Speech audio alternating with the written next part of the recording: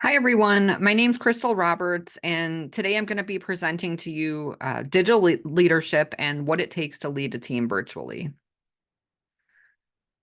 So, a little bit of introduction about about this presentation is why businesses need to offer more remote work, pros and cons of remote work, how to transform your team to work remotely, choosing your digital leadership team, the democratic style of leadership, virtual meetings, cloud-based software, and cybersecurity.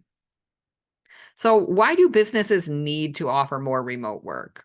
One of the more common things that I've seen is employees want a better work-life balance and have become accustomed to being autonomous when they are choosing their work location over the past few years.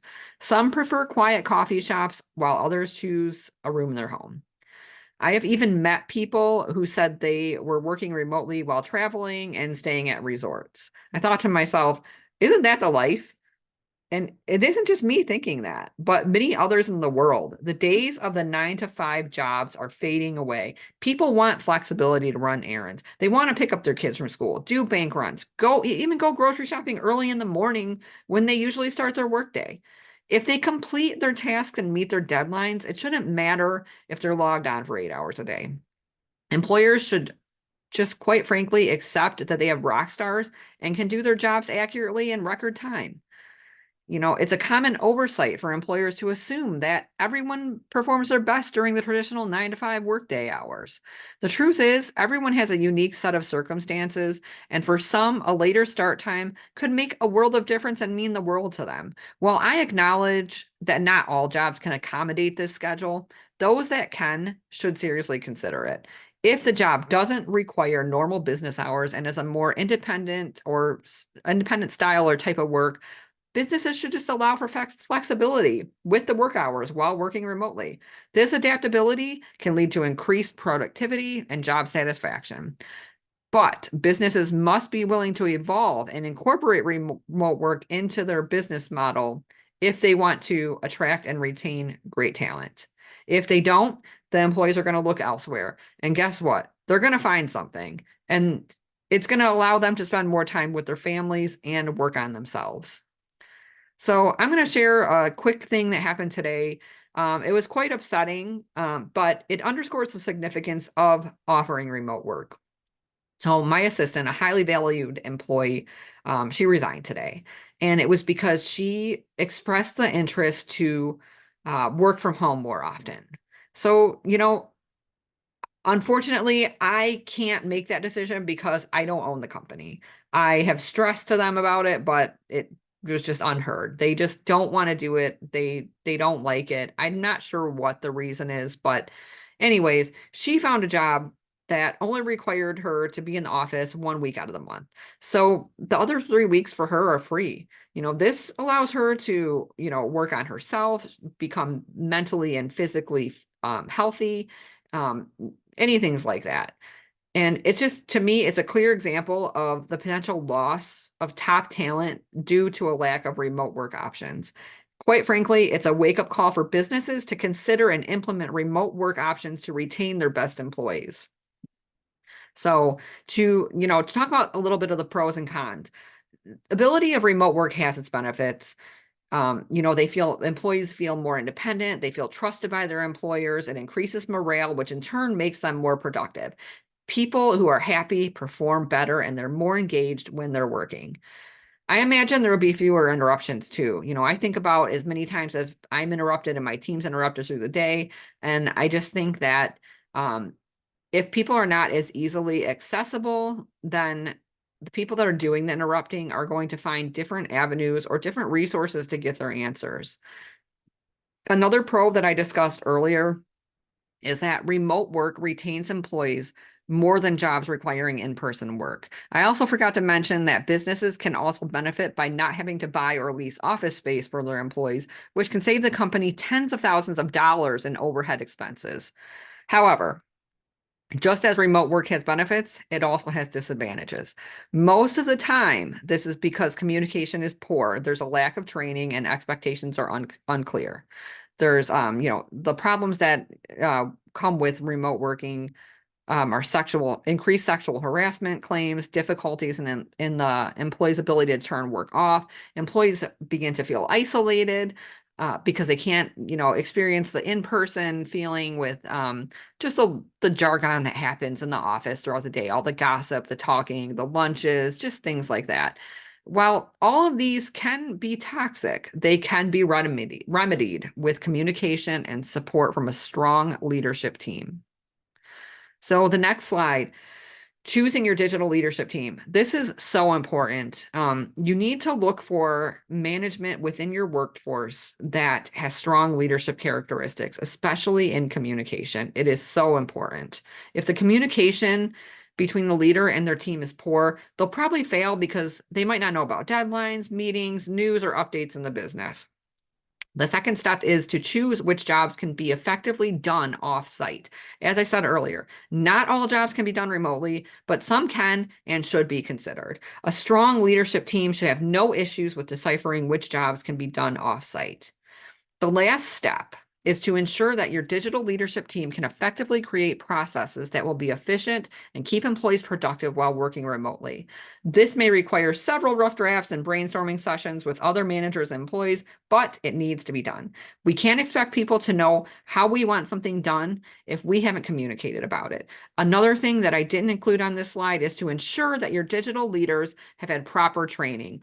This is so important because just as we can't expect our employees to know how we want something done, we can't expect our leaders to understand how to create something that they know little about. So this goes into the next slide, which is leadership style and meetings. So collaboration is the best way for many teams to perform at their best. Getting ideas from your colleagues, it's an excellent tactic for adjusting your processes to become more efficient and make employees more productive. Leaders that are using the democratic leadership approach more and more, they're using this more and more while leading their teams. Allowing employees to collaborate and give feedback about things that affect them increases and raises their morale. It makes them feel more appreciated, like they're making a difference at the company. Digital leaders should also train their employees to use a user-friendly virtual meeting platform. I prefer Zoom. It's been the easiest for me to use when I don't have a mic available. Microsoft Teams is nice, but I find that the phone audio is more challenging to use because it requires a specific phone number to dial in, and there's always a lag between getting the phone number and joining the meeting, which leads to slight awkwardness when others in the meeting are talking to you and you can't respond because you haven't dialed in yet. You should always have an agenda when you hold your meetings. This keeps you on time and on track. I have used an agenda for all of my meetings and passed it out beforehand to allow my team to see what we will be discussing and prepare any questions or feedback they might have about the topics. This helps, if you, I'm sorry, I also prepare homework for the next meeting and I incorporate into the meeting agenda. This helps everyone research topics we're going to be discussing and increases employee engagement. In your meetings, always allow for questions and feedback. I typically allow for this usually at the end of the meeting, sometimes in the middle, but I always have a set and allotted time for these things. The next thing that I want to talk about, which is very important, especially in this day and age, software, cybersecurity, sensitive information. So you decided to go remote. You have your leadership team and all your processes created. How do you ensure that you're using the correct software as a business? The best advice I can give you is to invest in a cloud-based software. This allows users to connect via the web instead of virtual private networks that are also known as VPNs. The ease of access to log in does not match a VPN. If the internet is down at your workplace and you're using a VPN, you're dead in the water. But if you go to a website to log in, all you need is the internet and a secure internet connection. Any place of business should ensure that it has up-to-date cybersecurity, such as firewalls and antivirus software. However, from personal experience, I've noticed that employee education on what phishing emails and fake website links looks like are lacking. It's very important for all employees to be aware of these things, especially people who work remotely. We as leaders need to be clear on how we expect our employees to treat sensitive information and how to dispose of it. We can do test runs on employees with phishing emails, fake links, black websites that are not required to do their jobs. However, the best way to ensure employees do not fall victim to hackers is to communicate and educate Recently, a well-known dealership software company, CDK, was hacked. I know everybody's heard about this. It's been on the news and had to shut down its entire system for over a week now with no anticipated end date. This has disabled over 15,000 dealerships, causing loss of income for the business and its employees. I have heard that many of these dealerships are sending employees home without pay because they simply can't operate without the software. It has been reported on several news stations. Like I said, this could have stemmed from a dealer group. This was reported on a news article that I read online somewhere, and it said that a group that was on the CDK platform fell victim to a cyber attack 2 weeks prior to the huge cyber attack that CDK has been enduring. So this is a great example of why businesses need to beef up their cybersecurity, educate their employees on what to look for when they're checking their email and going to websites they use regularly.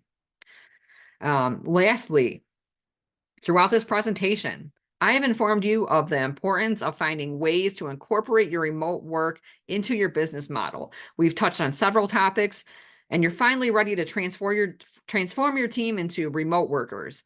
A few key points to take away from this presentation. Set your expectations. Be clear when you're communicating your expectations. Be specific about deadlines, work hours, whatever it is. Be specific. Set specific times, dates. Hold regular meetings and ask your team for feedback. Require times that your team needs to be logged in if necessary. Set aside time for virtual collaboration of tasks. And lastly, be supportive. If you use all of the information and tools that I have given you in this presentation, you will have no problem transforming your workforce into remote rock stars. I hope you've enjoyed this presentation. Thank you for watching. I hope you could sense my passion and leadership, and especially in digital leadership. Anyways, have a good day and thank you.